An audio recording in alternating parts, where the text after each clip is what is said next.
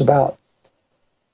We're going to break in a moment. I want to spend the last 5 minutes with you specifically on Soros saying, be nice to China or World War III, the spy planes getting threatened, all of this. Is this just more of that buildup while our government gives the reactors to China to help their nuclear submarines operate quieter?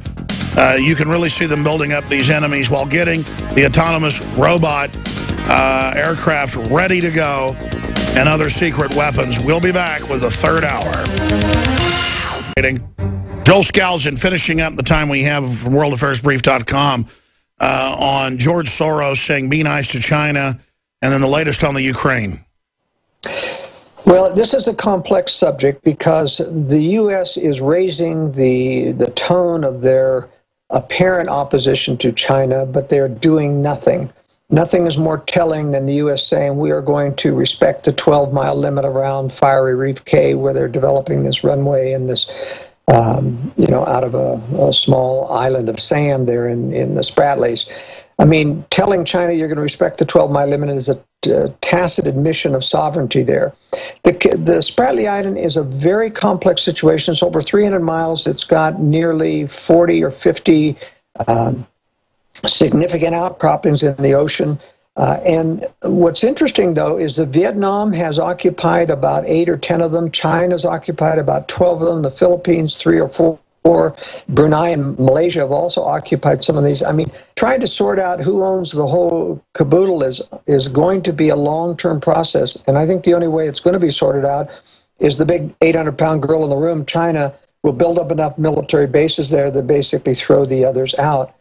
But I believe that China is establishing a string of pearls strategy, and that is you can have a huge mainland base like China, but you've got to have a blue water navy to conquer the world and maintain it.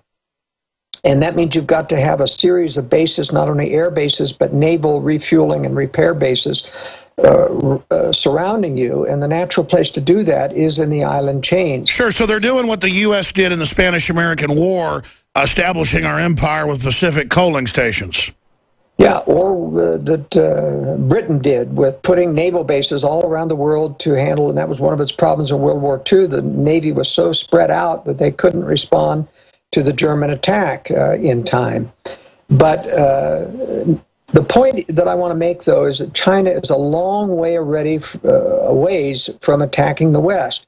Its Blue Water Navy is only about 50% built. It's heading for 450 ships versus our sub-300 warship numbers. We're going down, they're going up.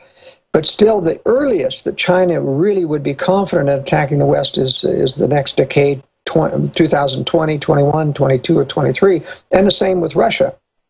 Now, Russia could attack now because it has the nuclear missiles that are ready. China's just beginning now to MIRV their missiles, or multiple independent re-entry vehicles. That's what MIRV stand for. In other words, multiple warheads on a missile. And so I don't think there's any chance, despite what Soros has said, despite what China's saying. Remember, we could go to war if you do something stupid here. China's always taken a hard line in terms of its reaction, almost as bad as North Korea in terms of overreacting to any U.S. surveillance flight, and they'll continue to do so. But I think it's posturing on both sides. The U.S. is posturing about standing up to China. It has no intention to do so. Sure. Couldn't a collapse of China economically that a lot of people see happening put this back even more, this big war? It could. I don't see a collapse of the Chinese economy any more likely than the collapse of the dollar that has been prophesied and hyped for ever since 2010. These are big nations, big economies. It's true, both are in slow decline because of the worsening trade situation.